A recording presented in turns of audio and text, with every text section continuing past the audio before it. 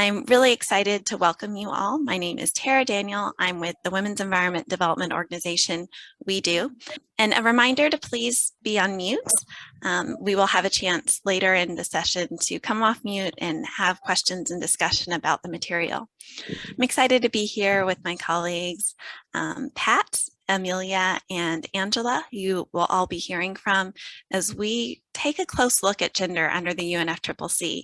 We really wanted to take advantage of this moment for knowledge sharing, for recognizing that with this climate change theme and as part of CSW this year, that this wasn't the first time that we were talking about the intersection of gender and climate change. And for those of you that haven't been following the UNFCCC, to make sure that you were able to benefit from some of the history of organizing and advocacy and understanding the ways in which gender has been integrated under that convention. We also want to recognize that coming out of CSW, when I'm sure we'll all be incredibly inspired and have a lot of motivation, that we can take that energy forward as we look forward to COP27 and provide some ways for you to engage and make sure that we're taking full advantage of the interlinkages within these two spaces. So as I mentioned, I am speaking on behalf of the Women's Environment Development Organization, and we have been working on years on kind of this technical understanding of gender under the UNFCCC. So I'm excited to present that with my colleague Pat. Then Emilia will be sharing specifically what the Enhanced Lima Work Program and the Gender Action Plan are. I'm sure many of you have heard of the Gender Action Plan, even if you have not been following the UNFCCC closely. We're going to really unpack what it is and what it isn't. Then I'm very pleased that we'll be joined by a National Gender and Climate Change focal point, Angela, to talk about her experience and to explain what this role is. Then I will be talking to you about gender in nationally determined contributions, which all parties are required to submit under the Paris Agreement. And then we'll wrap up with noting some opportunities for engagement before we move into a question and discussion session. So as I'm speaking on behalf of WEDO, a global women's advocacy organization, as we are advocating for a just world that promotes and protects human rights, gender equality, and the integrity of the environment. We often do that within multilateral spaces, such as the UNFCCC. Within that particular organizing space, we draw so much of our energy, our technical expertise, and our advocacy positions from a collective and collaborative process with the Women and Gender Constituency, which is one of the formal observer constituencies to the United Nations Framework Convention on Climate Change. We will be talking more about how the constituency works and its history and ways in which you can engage throughout the training today. So with that, I wanted to pass over to my colleague, Patricia, who is the coordinator for the Women and Gender Constituency, to help provide a background on the history of how gender has and has not been integrated into the UNFCCC at a high level. Pat, can I ask you to come on? Yes, many thanks, Tara. Many thanks for the invitation to provide some insights into the development of gender equality in the UNFCCC.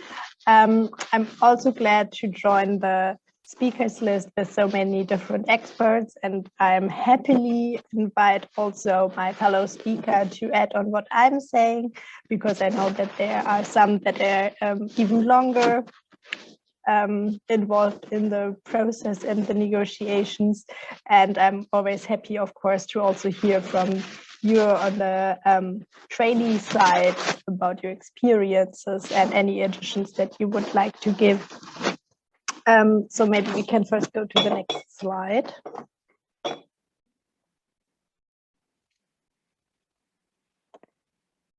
Thank you.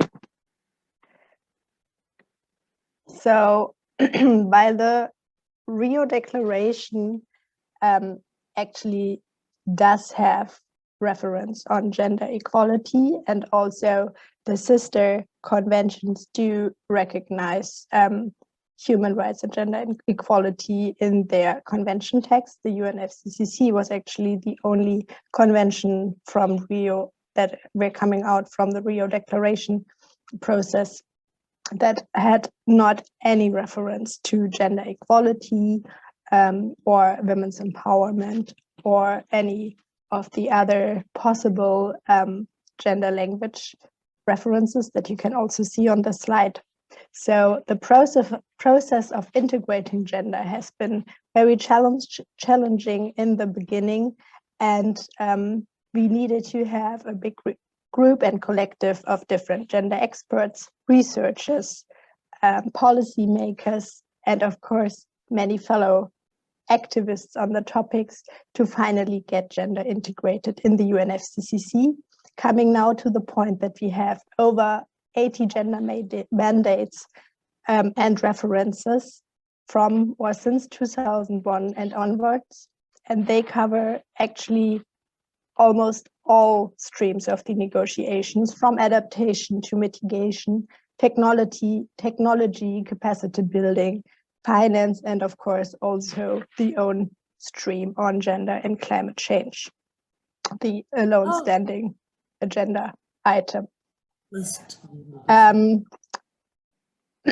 you could see on the last slide, there can be very many different references to gender. No, it's fine. I do know them. From gender equality to gender mainstreaming, gender balance.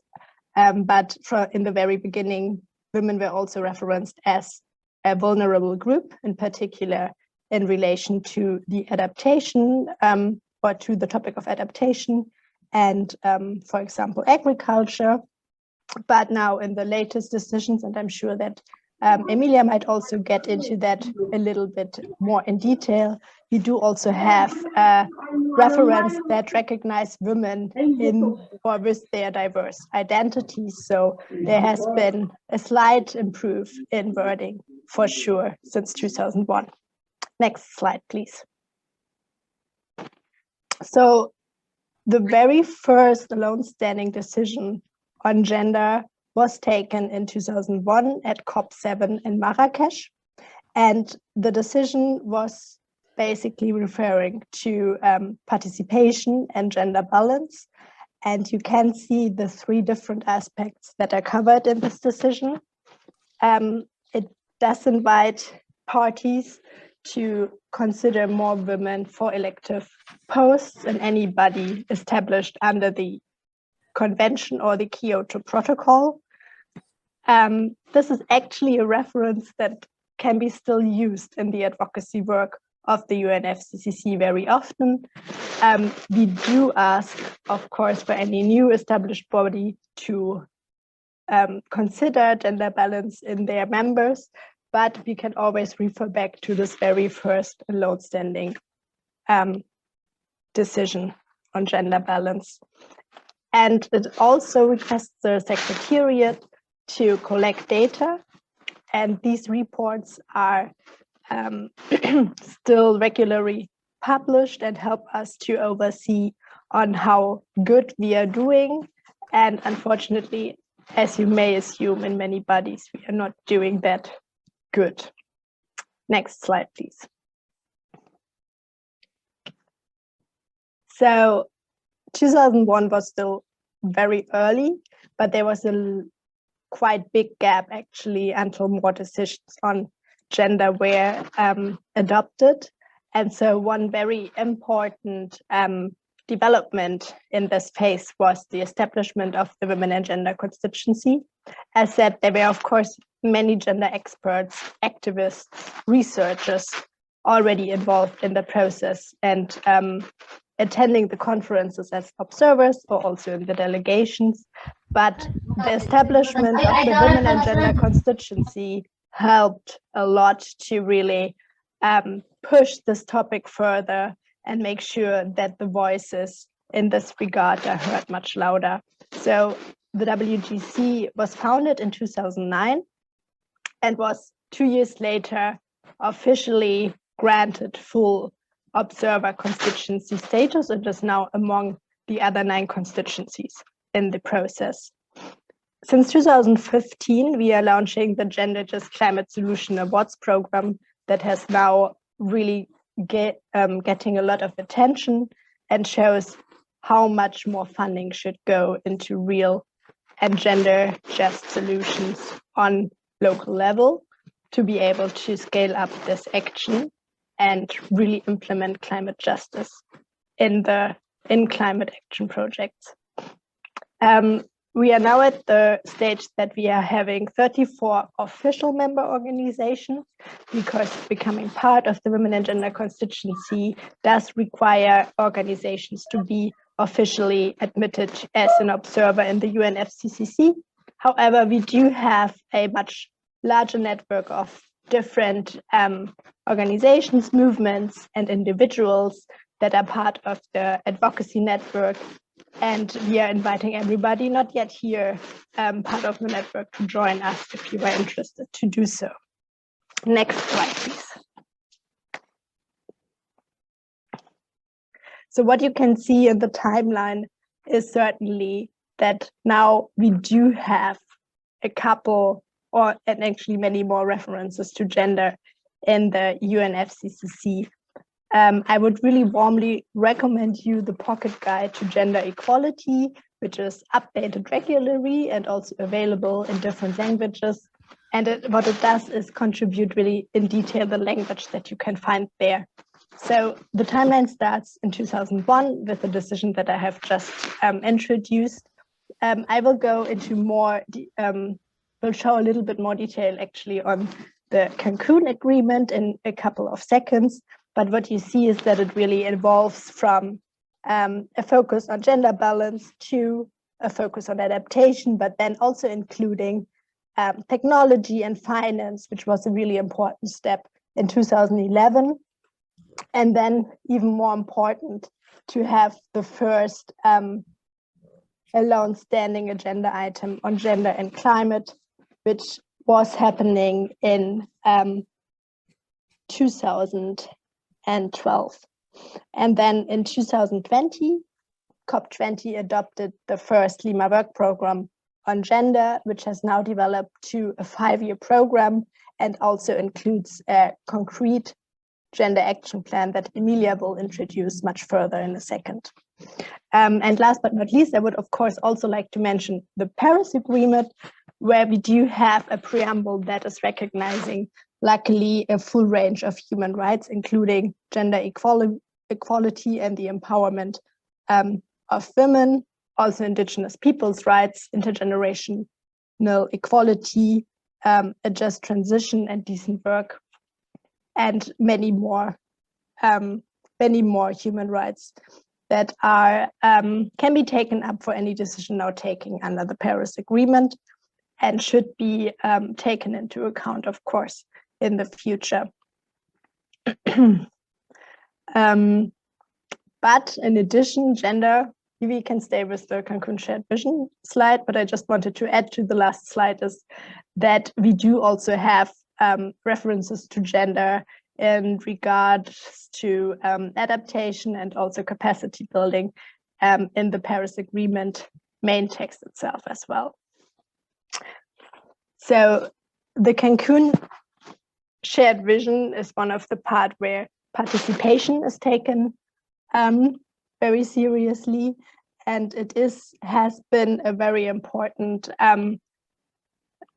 decision adopted at a COP that we still can refer to, for example, in the recent negotiations that were taking place on action for climate empowerment, and it does strengthen the rights of civil society, including youth, but also gender equality in the effective participation of climate action. So this decision was taking place in 2011, and what is most important is that the text phrases can still be taken now to improve text currently negotiated. And of course, what we do hope in the connection with the CSW is to even get stronger texts in this regard in other UN processes that we can refer to in the UNFCCC and improve the text in the future, or not the text, but the negotiations that are taking place and then the decision adopted. Next slide, please. So I had already come to the preamble to the Paris Agreement in the overview of the UNFCCC gender timeline. So what I would just like to add in this regard is that we have been able to really operationalize the preamble in the rule books and the rules that are really defining in more detail the Paris Agreement in the past years. And it has been shown that this can be a forceful tool to support our issues and our work on climate justice. Next slide, please. I think the interruption has just indicated that I'm running out of time, and I would just like to hand over to Emilia.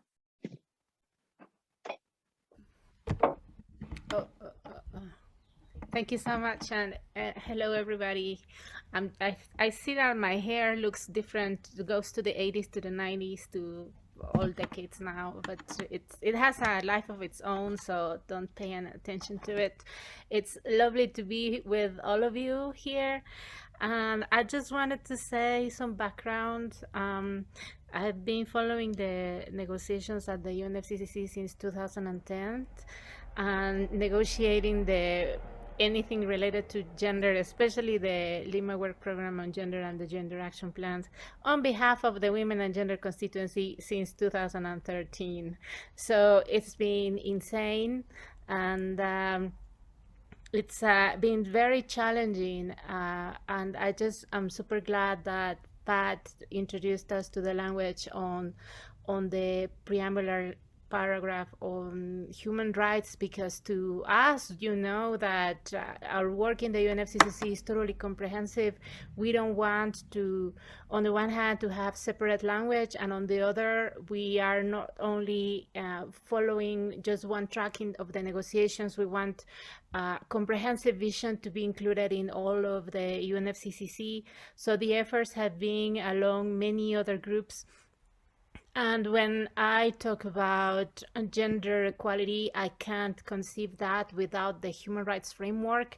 And when we talk about human rights in the context of the UNFCCC, it comes with a full package, as Pat has already mentioned, that includes all of the issues of right to health, the rights of indigenous peoples, local communities, migrants, children, persons with disabilities, and people in vulnerable situations, and the right to development.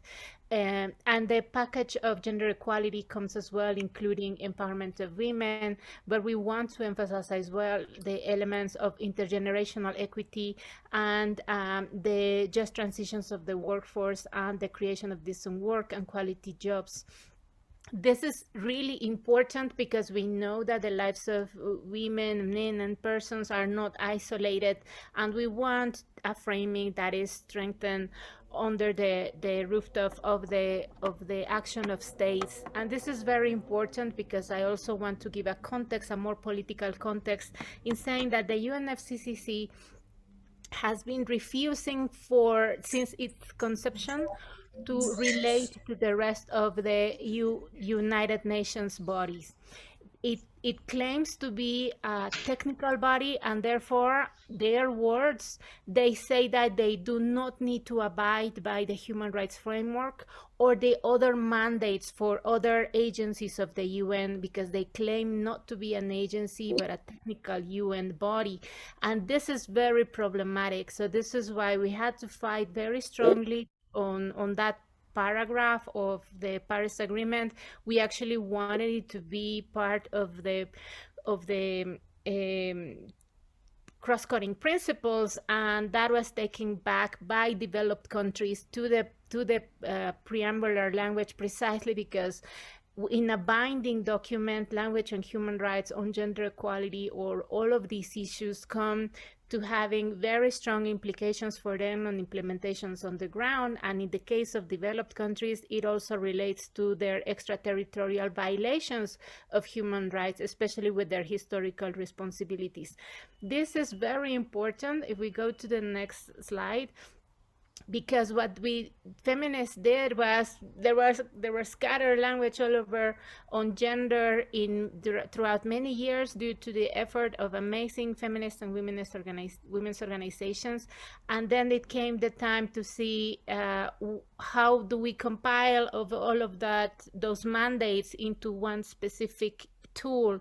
And this is when the idea of the work program and the gender action plan came about. It was like, let's pull in all of the mandates that are out there, but also let's try to have a comprehensive view on how are we going to introduce gender into climate action. So there were already language related to mainstreaming gender inside the UNFCCC. Another references were about climate actions, other on women's participation, and there was a vision as well about making a larger planning on, for instance, bringing in coherence. So here you have in this slide some elements of the precedents, because we've been working on packing many elements into this one single tool that the governments could follow. And we made sure as well to link it to the Paris Agreement, because even though this is a different track of the negotiations under UNFCCC, we made sure to make connections, because the Paris Agreement, as you know, is the binding instrument, and it is very important to us.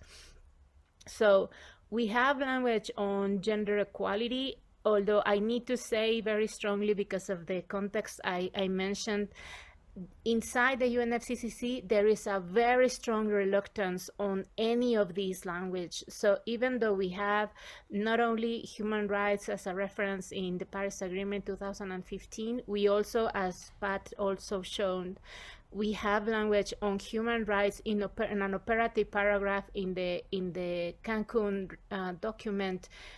Also, we have operative language on gender equality in the Cancun, in the COP16. As of then, we have not been able to put gender equality or human rights into operative language ever again. And this relates to the strong resistance by many negotiating groups, and by the lack of will of the EU and developed countries and many other individual countries that are very strong on many issues, but they don't want to see the wording gender equality or human rights or any of those other elements that I mentioned to you in the package. So to me, this is an issue of conceptualizing, to understand that when we're talking about the Lima Work Program on Gender or the GAP, we're not talking about mild issues. Actually, these are at the core of the strongest battles that the countries are having under the UNFCCC. So what we achieved in the Lima Work Program was because of a fight that I had to do on behalf of Mexico, to sit in the chair and say, okay, then we lose all of the document. We got a reference to gender equality in preambular language only, and it's been the same with human rights and other components because of the reluctance of member states to really appreciate the rest of the knowledge that we have and bring that into the climate change field. So the issue of gender equality, I just want to point out how important it is for all of us. And the political analysis that we've done, and that is translated in the documents, is that there is a differentiated impact of climate change in all persons due to reasons of gender, but also intersectional conditions. So that is pretty much translated due to a very strong fight that we gave in the negotiations. And we're also trying to include, as I said, many elements. Here is mentioned the just transition of the workforce. And this is very important to be mentioned here because as of the latest negotiation of the Lima Work Program, the US shut down the operative language of just transition in the gap. So you will see the gap that in the paragraph on the Lima Work Program, we have language on just transition, and then in the gap is completely eroded, and then the US brought in something like opportunities for women and something.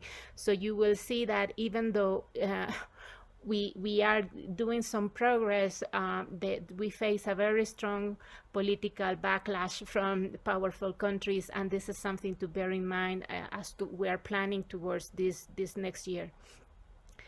Next slide, please. So yeah, as I said, the Lima Work Program on gender includes a vision to include how can we strategize to implement all of the dimensions of gender into the climate action. So on the one hand, as I said, there is this language on women's participation, and this comes the tricky questions. For instance, under the UNFCCC, there is no recognition on the language of parity.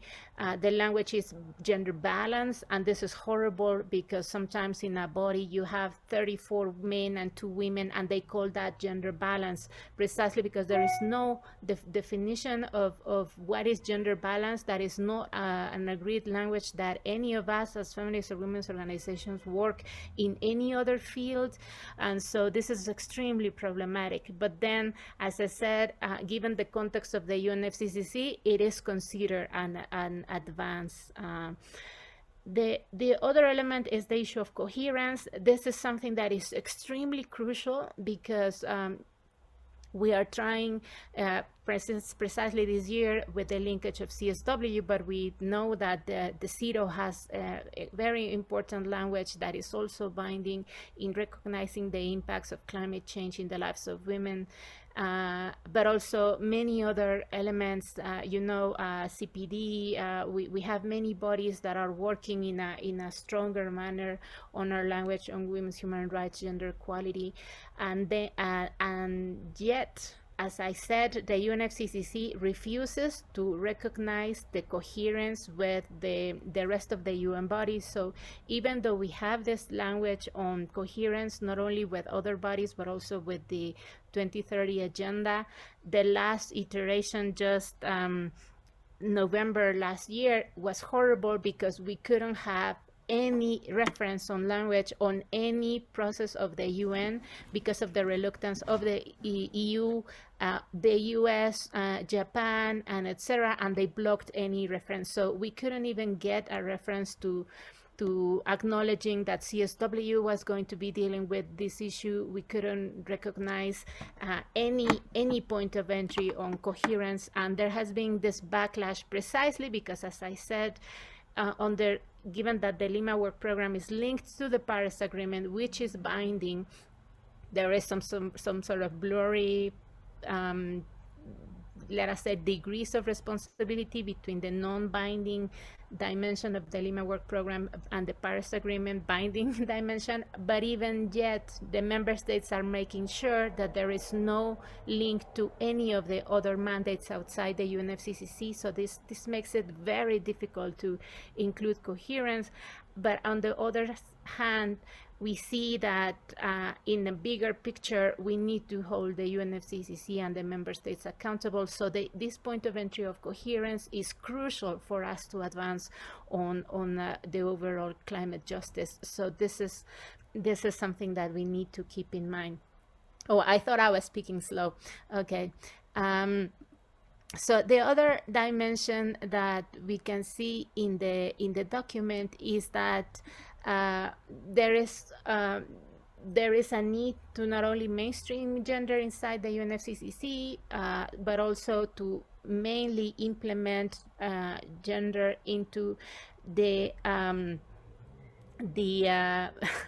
into the climate action. So we have been transiting towards different elements of climate action from gender sensitive that back in 2010 to gender responsive, gender transformative. You will see all of these different elements, but the implications are that how we can really bring it into the ground, into the mandate of member states to implement this on the ground. And then finally, the element of reporting, of monitoring, and how can we advance. And this is also crucial because the Lima Work Program on Gender, the Gender Plan, all of these instruments are constantly a threat to be killed, especially by developed countries who say this needs funding, this needs funding for the budget of the UNFCCC, maybe this is irrelevant, so we should dismiss this and just move on into the mandates that are on gender that are already in the Paris Agreement. So it's been a huge fight to try to maintain some continuity for these mandates, and we will have to go back to try to make it permanent at the end of this year. And it's been very, very difficult even to maintain the lives. And we used to negotiate this every year, and now we gave it a time frame of 5 years. We couldn't go for more. Hopefully this year we try to establish a more permanency more and sustainable permanency to this mandate.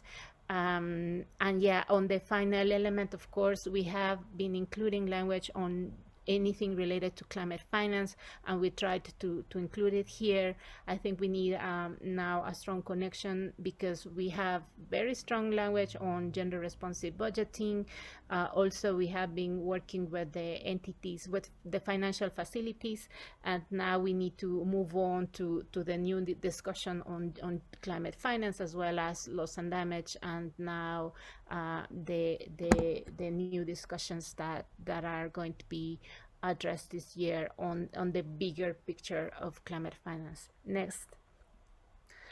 So yeah, as the Gender Action Plan, as I said, the work program was a compilation like of all of the vision, and the Gender Action Plan, there was a recognition that member states were scattering in their actions, and there was no understanding on how everything was going to be implemented together. And this is where the Gender Action Plan came about, which is supposedly like a common mission to implement at the same time certain actions to achieve the goals, and at the same time to provide elements for monitoring, for reporting, for follow-up.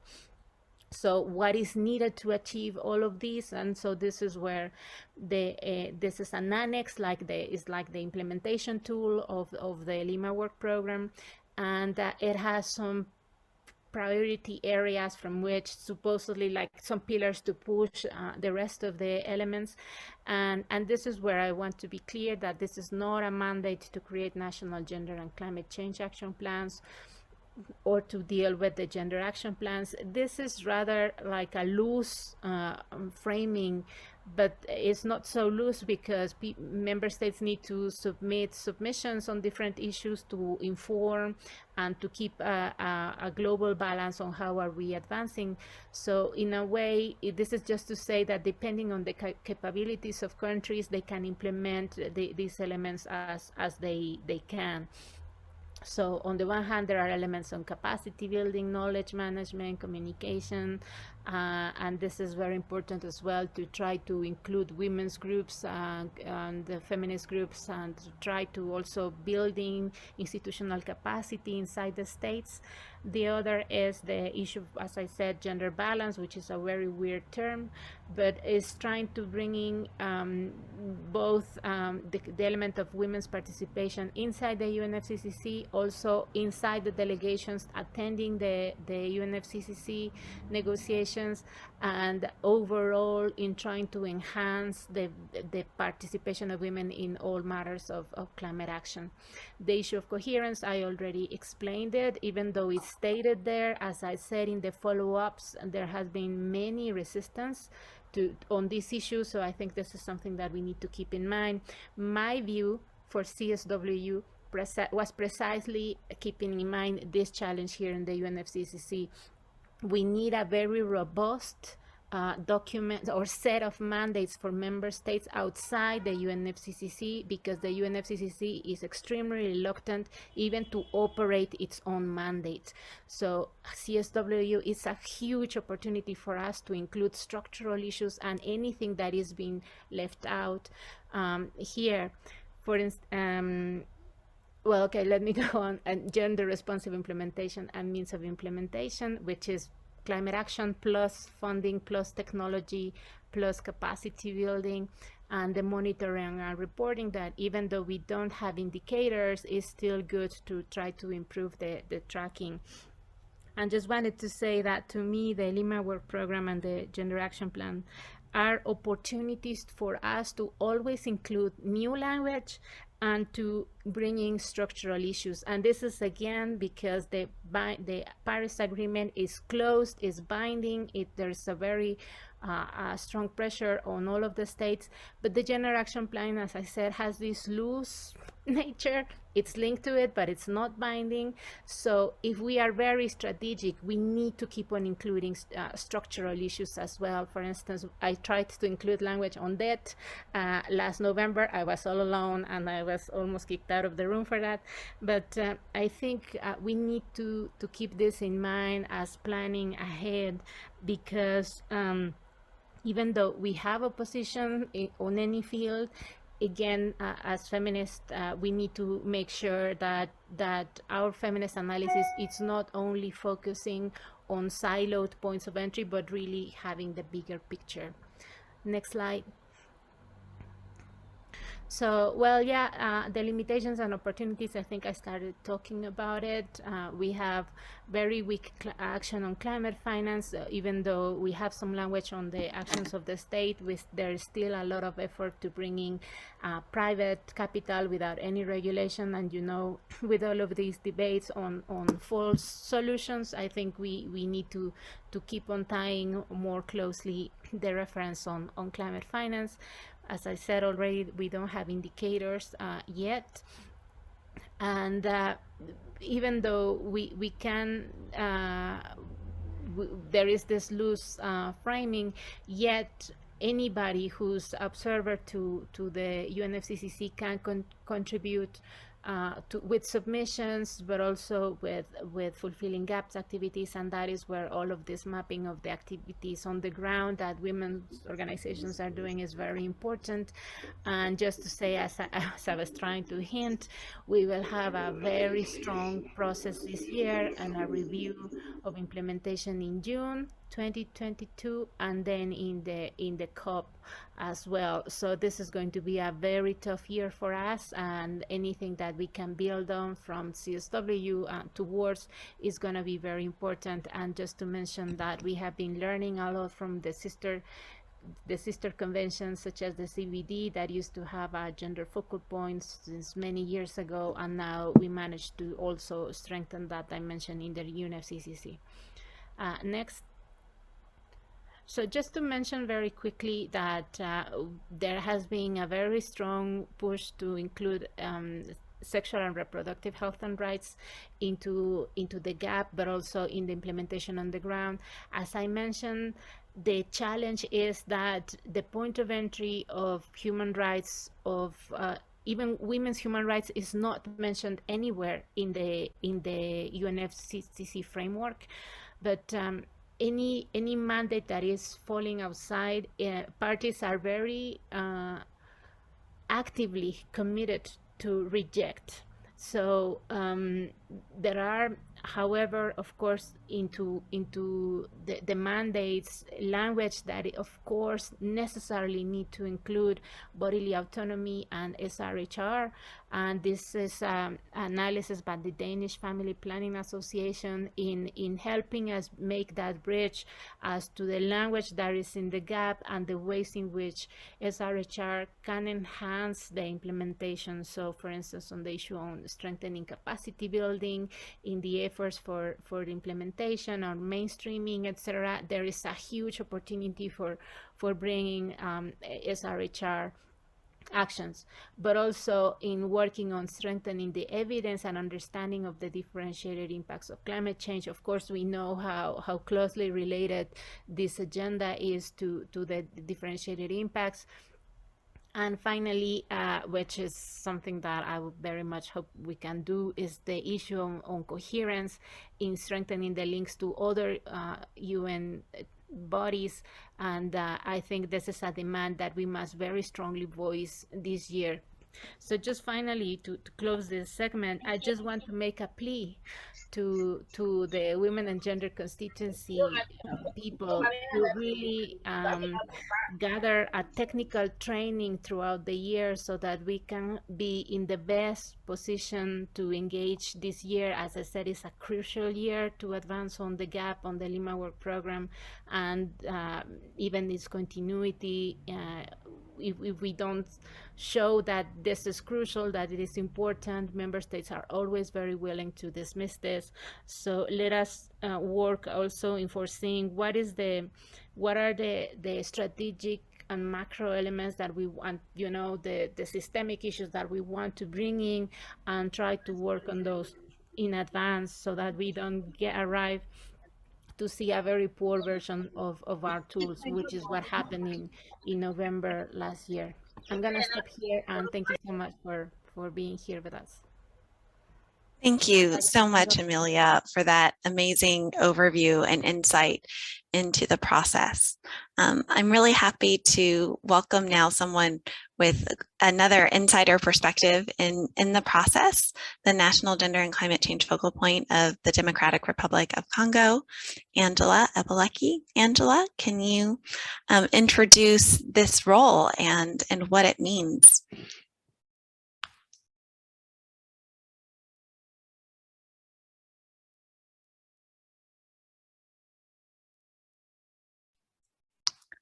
Well, I know Angela was having some connectivity issues a few minutes ago, so I'm going to go ahead and start. Oh, there you are. Perfect. Thank you, Tara, for giving me the floor. Good morning, afternoon, evening, everyone, wherever you are. Before starting, I would like to mention that it's so nice to see all of you without masks, because at the COP, it was so difficult to have a discussion without all this uncomfortable how can I say, situation.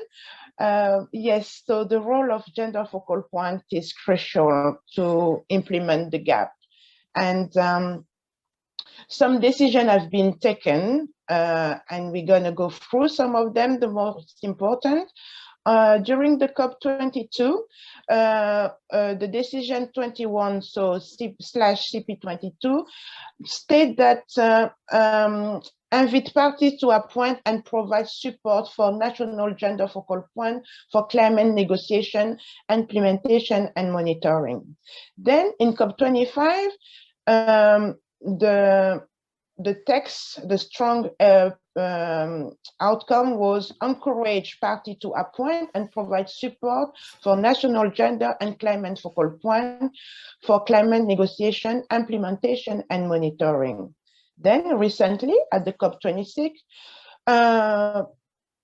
the decision 20CP26 state reminding parties of its encouragement to appoint and provide support for national gender focal points, implementation and monitoring, and noting that 94 countries have appointed such a focal point up to date.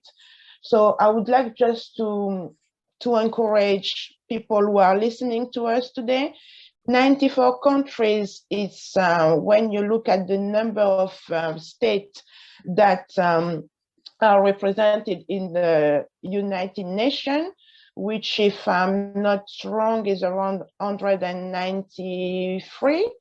Up to 195 countries in the world. So we've got 94 countries. I just would like to stress that we still need to encourage people to get to the role if it's possible. So if you are part of the country that don't have any gender focal point and you are interested, you can just approach maybe the government or try to advocate, encourage to be able to have more people on board, and that will help us to meet our target a bit quicker. Thank you. Next slide, please. So like I was saying, 94 countries have been appointed national gender focal point. All national gender focal point contacts are on the website, on the UNFCCC website. You can find the contact there. If you need any information, just feel free to go and explore this website. National gender focal point remit and responsibility varies by party and countries. It really depends on specific countries. The UNFCCC gender team has lead series of need assessment, capacity building, and discussion since 2018 to explore and support this role. Next slide, please. Thank you. So, contributing to the role of the national focal point, so we had so many activities, and we contribute to activity A1, which is strengthening capacity building effort for mainstreaming gender. Then activity A2, contributing and clarifying the role of national gender focal point. So this was to be together and trying to share information, sharing ideas, enable to meet the target, like I was saying before. We went after we explored the activity D1, which is sharing experience and support capacity building on gender budgeting, a key element, because as you may be aware, that is very difficult to implement when the funding is not there. So it was so important to have this activity. We went then and contribute to activity D6, exchange information, lesson learned among parties, like I was mentioning before. Try to get inspired for people who are in advance or who have done more activities, so we can share, come together, develop over strategy for to implement gender international climate policy plan, strategy, and actions. Thank you. Can I have the next slide, please?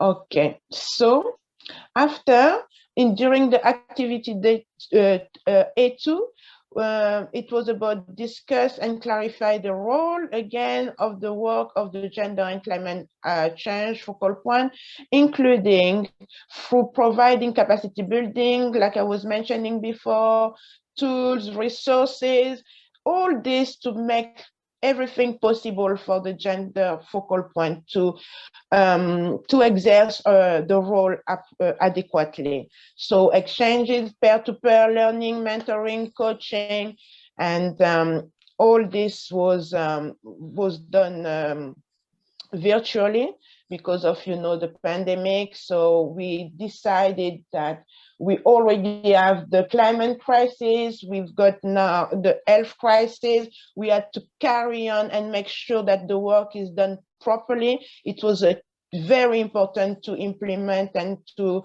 have those virtual sessions that have been very successful there.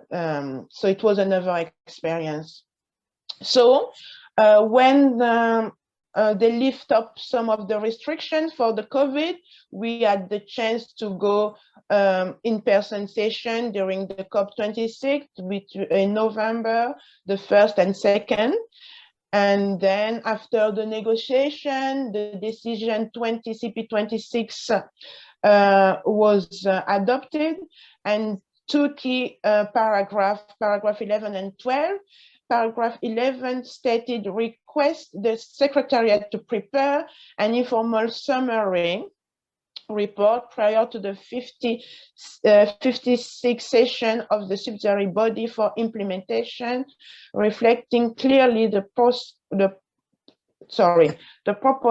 responsibility of and support the national gender and climate change focal point to enable them to perform their role, taking into account the various involving and party-driven nature of the work and role of such focal point.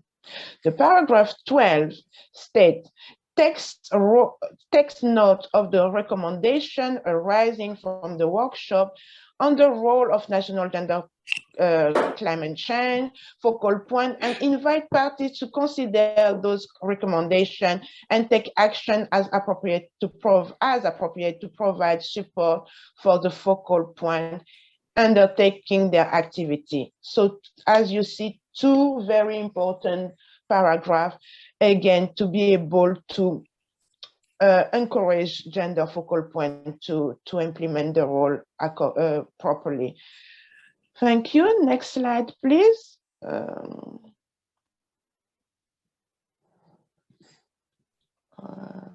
Okay. Institution. Okay. So again, the remit, direction, and overall set of activity possible for national gender focal point is largely influenced by existing in-country institution arrangement for coordinating gender and climate change issues at two separate areas, as two separate areas of work. As the national gender bridge this area, they must navigate systems that have not historically coordinated together and do not often speak to each other. So therefore, institutional arrangement really matters. The co-national gender focal point, national gender focal point team often drive different working bodies. Excuse me. Often bring different institutional background and experience to the role and body of work, speaking to the variety of cross-sectorial work, multilateral facilitation of advocacy and representation in decision-making space, along with coordination and support for the groundwork. So the role exists outside on individual and can include working bodies. Party priorities shape the term of reference. So what we need to state, recognizing that the party priority influence the key TOR responsibility, including acknowledging that national priority may exist outside of the convention and can vary widely from the desire to build and expand open government structure for efficient and effective public service to advancing a specific program of work. A TOR should be revised over the time, but should be general enough to encourage working, planning, and programming. A TOR should be relevant to the role, not a particular individual. This is very important, to the role, not a particular individual. We can change a gender focal point. So if we've got something that can be in place and be adaptable for the next person coming is very important. So that an individual does transition. The scope of work and responsibility for the incoming national gender focal point is defined by the existing TOR. For TOR may be updated periodically as appropriate. So that I was saying that according to the situation, is important to upgrade or change the TOR so it meets all the criteria. Terms of reference are not a work plan, therefore. Next slide, please. Sorry, for some reason it's not progressing. Give me a moment. Okay. There we go. Thank you so much, Angela, for sharing your thoughts. Do you have any other reflections on the National Gender and Climate Change Focal Point role, and particularly your experience? So the role is rewarding, is difficult, is important, and it needs a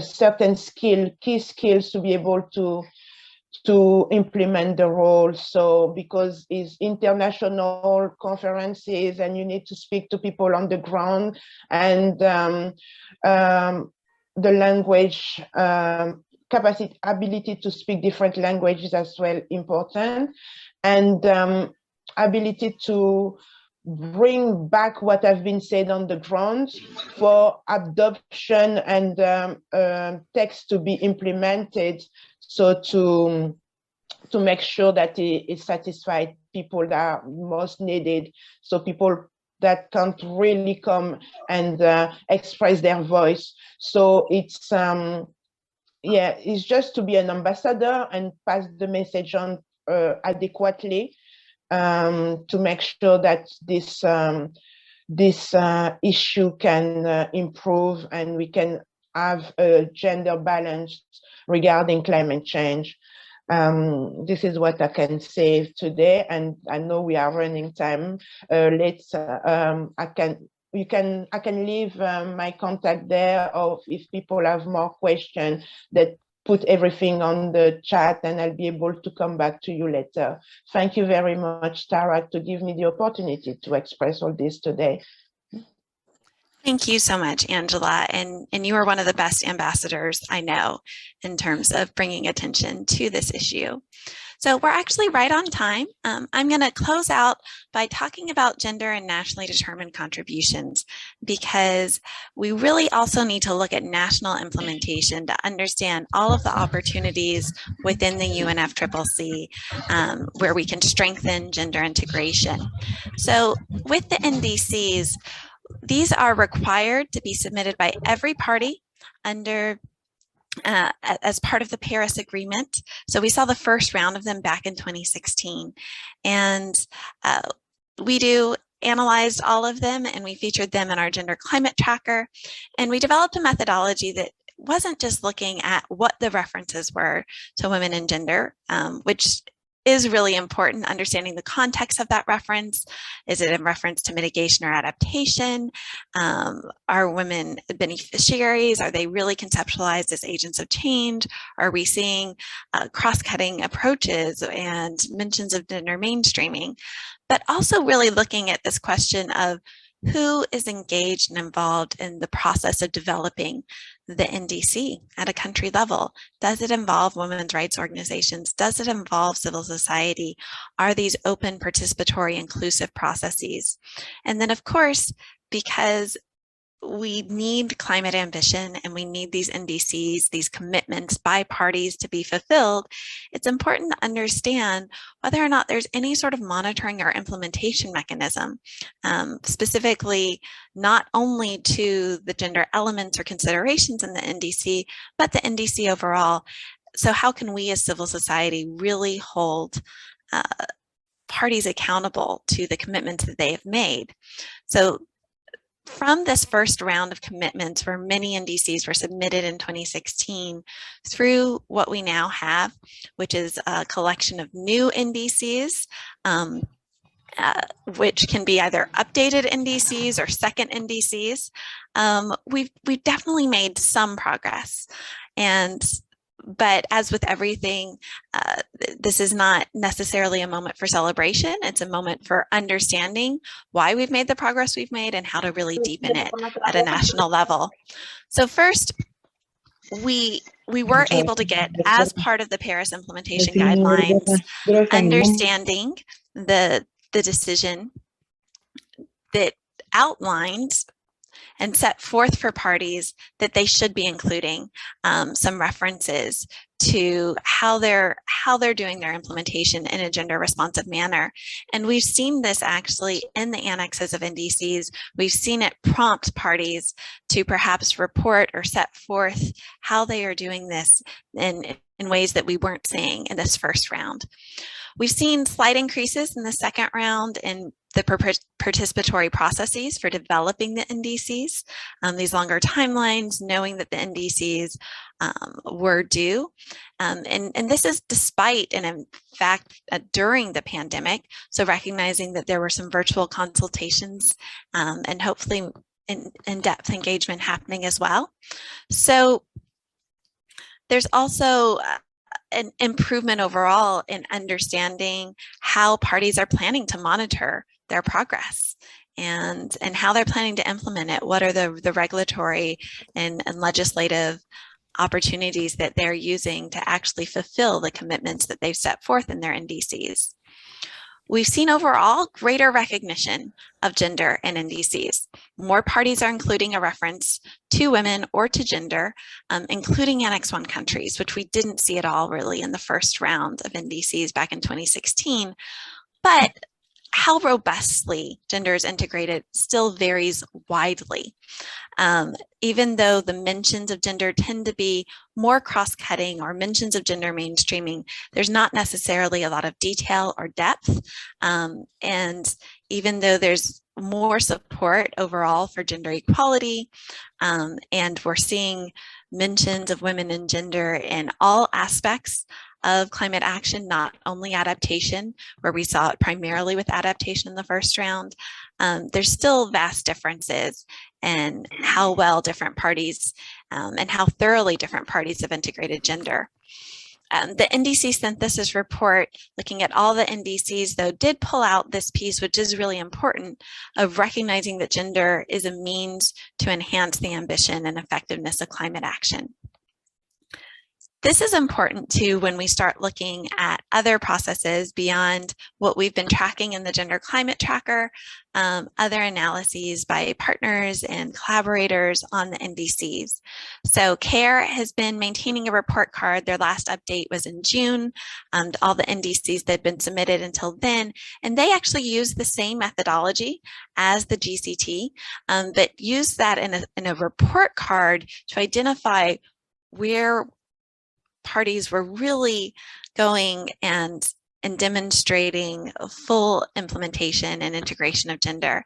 And the role models, I think, unsurprisingly, are developing countries, the 6 role models that they've identified thus far. But these NDCs, I think, provide a great jumping off point for understanding the differences and how this can be done. IUCN's update on gender integration in the NDCs, covering 89 NDCs back in November, uses a different methodology, and it's very thorough, and I highly encourage looking at it. But I wanted to make this connection to the NDC synthesis report, because we see here that IUCN has really understood the dynamics at play, that the parties that did not include gender mentions, which do tend to be Annex 1 countries, are emitting more than 3 times the amount of greenhouse gases as the parties that are really doing this in a way that's more inclusive. Also wanted to shout out Care About Climate's NDC Equity Tracker, because it uses youth voices to analyze their particular country NDCs and provides really concrete recommendations for moving forward. So those are excellent analyses and reads. There's been a lot of work looking at different aspects of different elements of climate action in various NDCs, whether it's health or when we're looking at gender. Something that's particularly related to gender that I wanted to call out is looking at SRHR in NDCs, particularly following our discussion, recognizing that women's human rights and SRHR are not integrated into the text and language of the convention. And some of the key findings of this review that was done last July of 50 NDCs were that only 6 of them included any reference to SRHR, but really recognizing again, there's so much scope for greater and more meaningful inclusion because this is a fundamental cross-cutting issue that should be at the heart of so much of climate policy and programming if we are truly taking an intersectional approach. So with that, I want to briefly highlight some opportunities for engagement, and then we'll have time for some questions. But these opportunities right now are just some key, very concrete things to do. The Gender Climate Tracker website right now has the ability that if you have a resource, anything that is about the interlinkages between gender and climate change, particularly something that might be focused on your individual party or country or experience, we would love to really feature it and integrate it into the Gender Climate Tracker website. You go to our News and Resource Center, become a GCT, you can submit that in any language, and so that others can benefit from these knowledge sharing opportunities that we know are really crucial to moving the needle forward. As Angela said, and as I want to heartily echo, reach out to your national gender and climate change focal points. First, find if your party has a national gender and climate change focal point. I'll hyperlink this in the PDF that we share out to all registrants so that you can go directly to the website that lists the contact information of all of the national gender and climate change focal points and decide how to proceed for your party and whether you might need to do advocacy to have a national gender climate change focal point. Last year, the Women and Gender Constituency looked particularly at this issue of NDCs as well and walked through question by question to figure out how to best guide participation in NDCs. And I know that last year was a key year for updating the NDCs, but one of the key pieces of conversation that is being had now is the importance of continually pushing the envelope on climate ambition in our NDCs, which are currently inadequate, recognizing that we need to continue having clear and transparent processes and recognizing that many parties can and should be updating their NDCs yet again in near future. So I think this is still a really relevant resource to understand how to advocate for better inclusion of gender within your NDCs.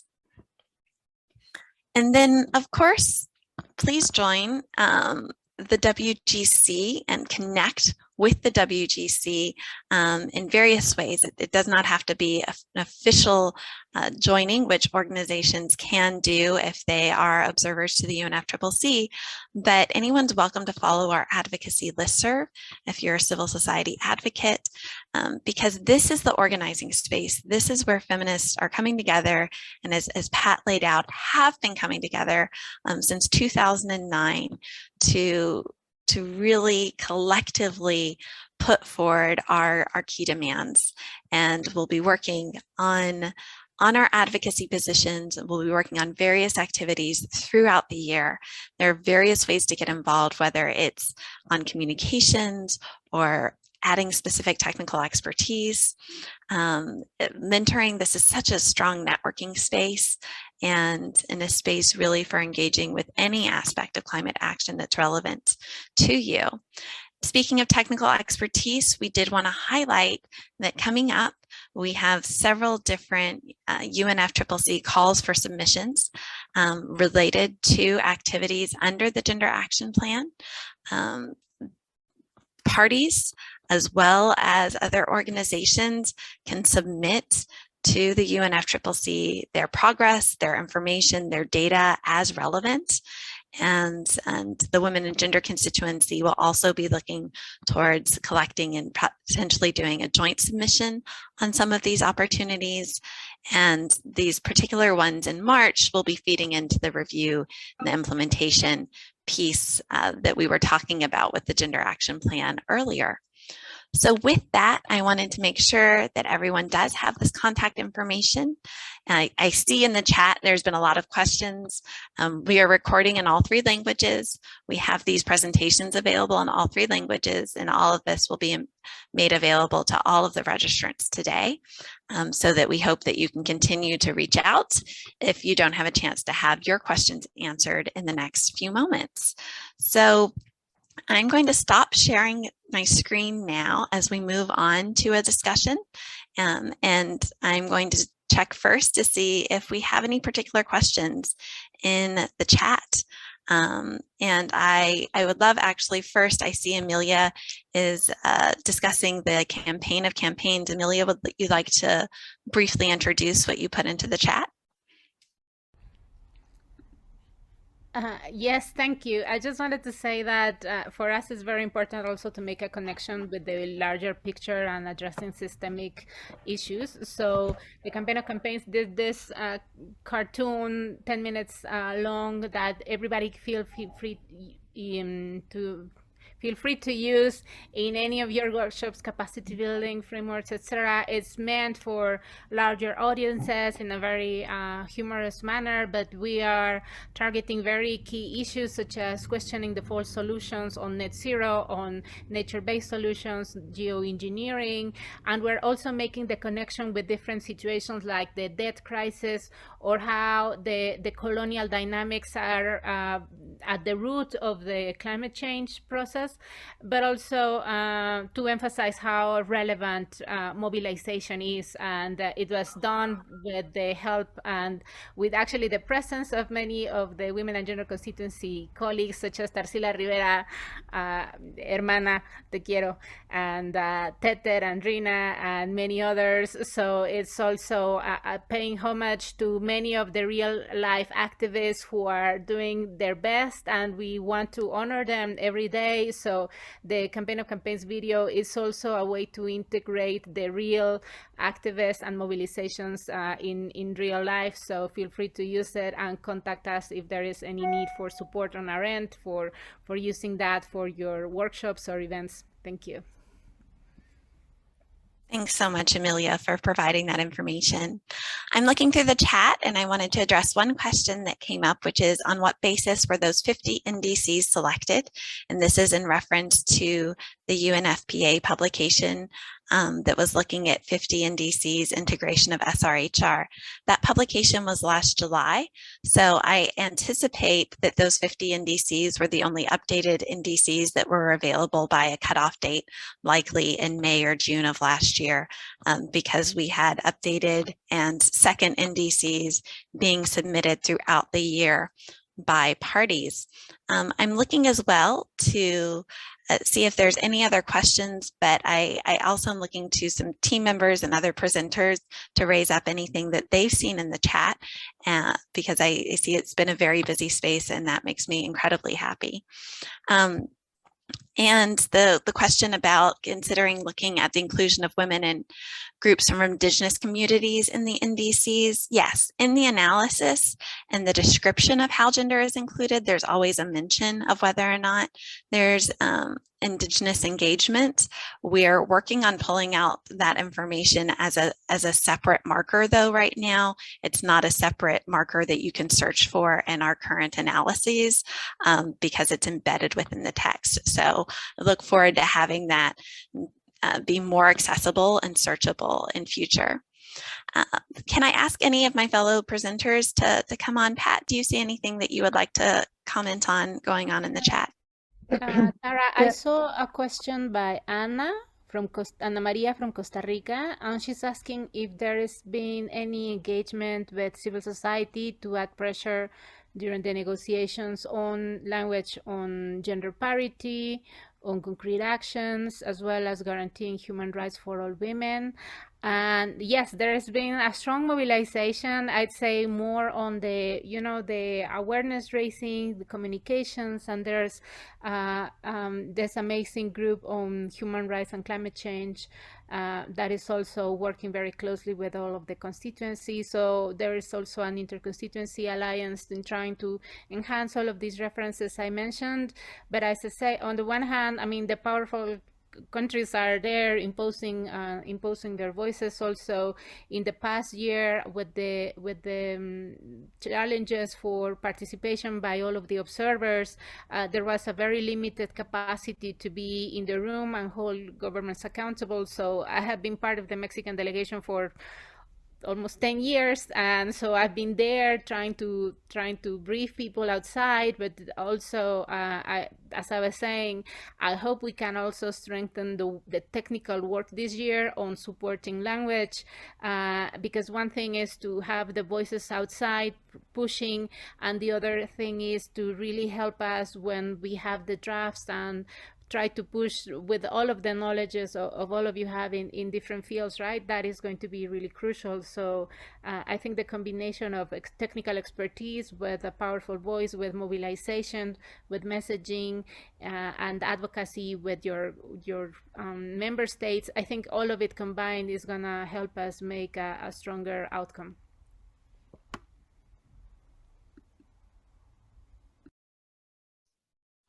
Thank you so much, Emilia. Pat, did you want to come in?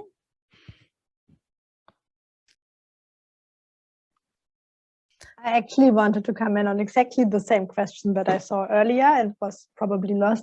Maybe just to add to Emilia in particular, in years where the Lima Work Program was updated and also the gender action plans were formulated and negotiated, I think there has been also quite a good cooperations between negotiators and the women and gender constituency advocates, throwing each other the balls and really working on stronger language, even so this is, as Emilia explained, really difficult space. And also there's the risk that there has been also the risk in Madrid, for example, then that the decision on gender and climate is actually taken as a bargaining chip.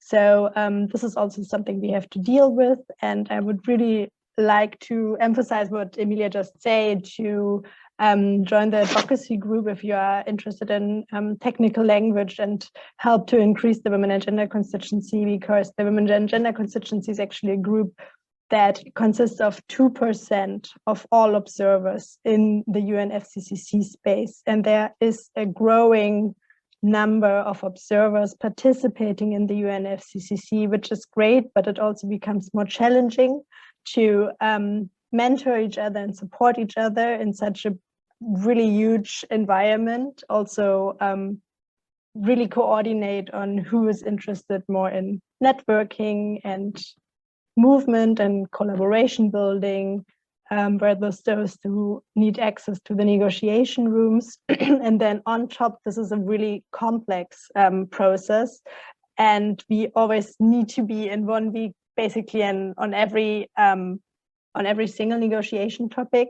So we want to have strong gender decisions, but we also want to have gender equality or gender justice really being reflected in also action for climate empowerment.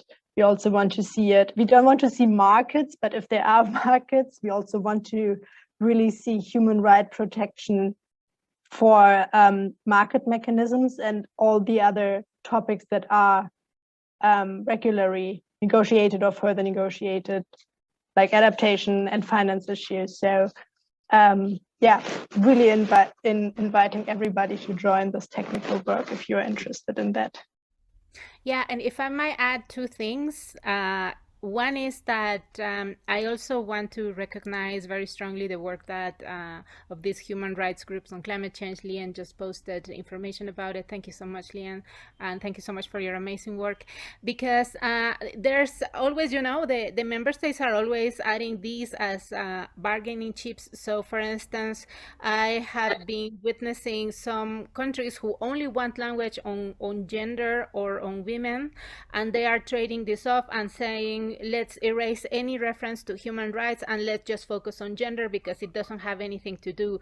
And let me tell you very straightforwardly, we will not, as feminists, we will not trade one agenda for any other. Human rights comes with gender equality, comes with rights of indigenous peoples, comes with intergenerational equity. It comes with every single reference that we fought so hard, because the bodies of women and people are not dismembered and not just one isolated element from another. So we are always trying to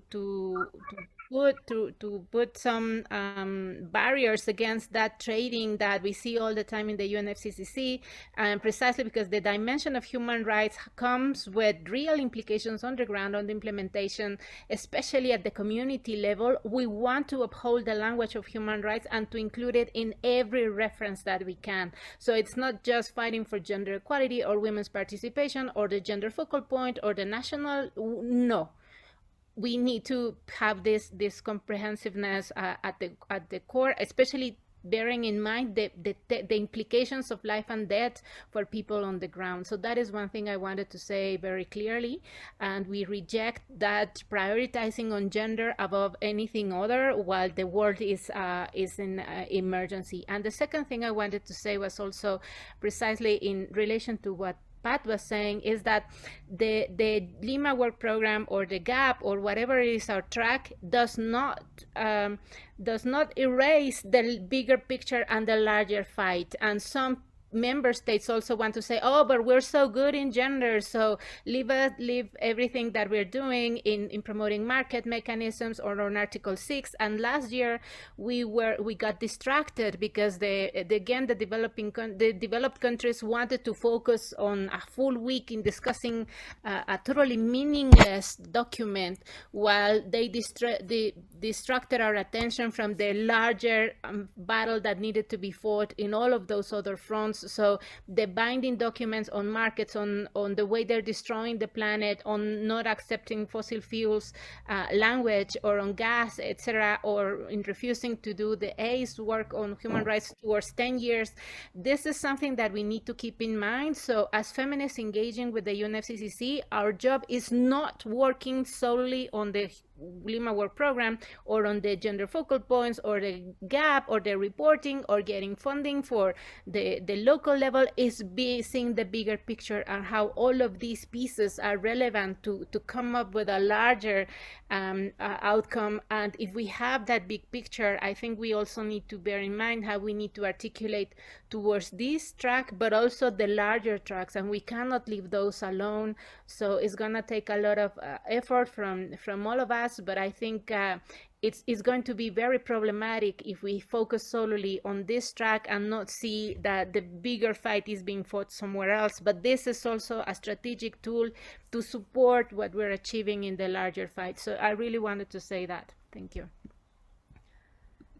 Thank you, Emilia, because that is absolutely crucial. And I think understanding the context of our particular presentation today, recognizing the ways in which gender has been integrated into language under the UNFCCC, particularly in the ways that it can inform advocacy and understanding at CSW, that this really is in many ways a limited scope of what we were discussing, and do not mean to in any way imply that a robust implementation or stronger language in these cases would actually achieve climate justice and gender justice, because we know that these are much bigger issues that the Women and Gender Constituency is always working on. With that, I'm seeing some of these issues start to be referenced in the chat.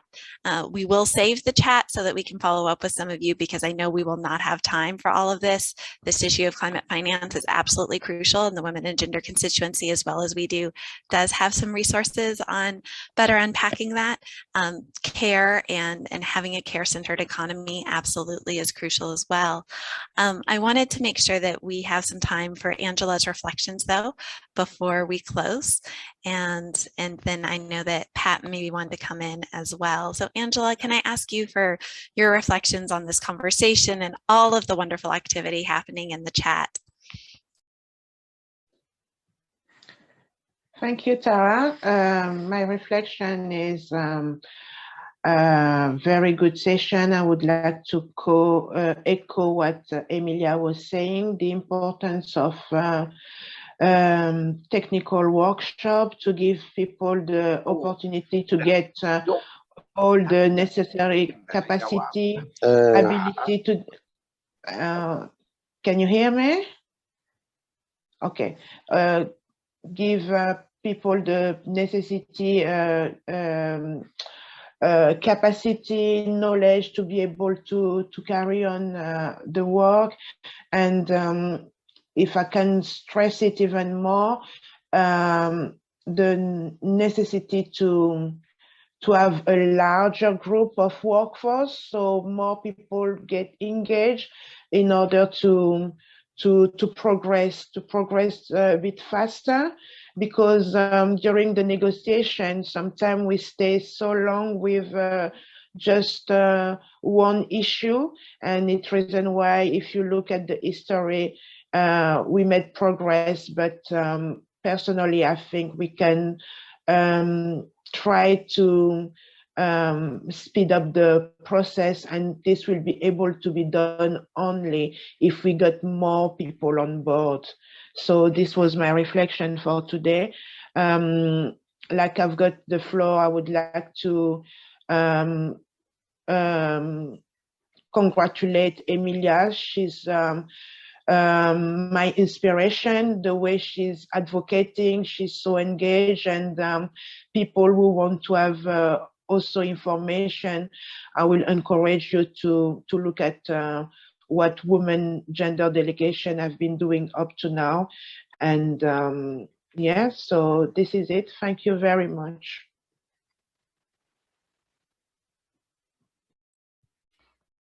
Thank you so much, all. I'm excited about what's happening in the chat. We will be saving that and moving forward because I think this is the beginning of conversations that we can continue having in these spaces. I know that we'll see a lot of you in CSW. Hopefully we'll continue to see many of you within the WGC organizing spaces afterwards, because there's so much here for us to continue learning and sharing from each other. I appreciate our interpretation team so very much for helping make this presentation today more accessible. And we will be following up with all of the materials and all of the languages that we've been providing, English, French, and Spanish, but would also love to hear if there are other languages that would be really key to engaging any of your colleagues or networks that you think should be part of this discussion as well. Thank you all, and have an excellent rest of your day. Thank you all. Stay safe. Bye-bye. Thank you so much. Bye-bye. Goodbye. Bye-bye. Have a nice night.